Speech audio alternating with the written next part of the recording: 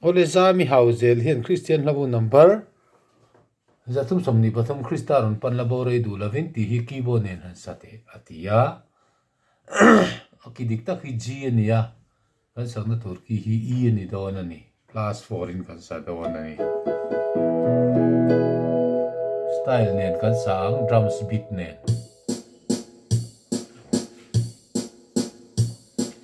Krista ron pan labore du lovin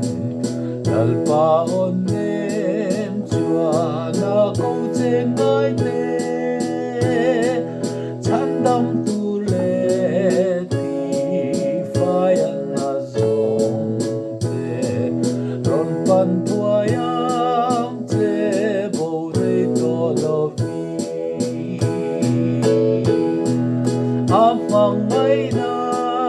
o den chua na ko te Krista iswa o ne mai tha te amang mai na o den chua na ko te ane pan tua ya ta na som te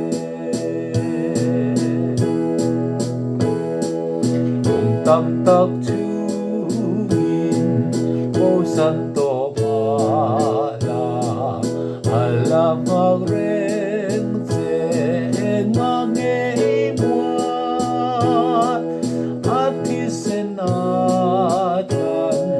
sa in alo akong ai zia che soi se na milo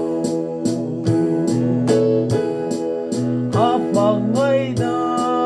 o den chua na ko te Krista iswa o ne mai tha te amang ai na o den chua na ko te an nen pan tua ya ta na som te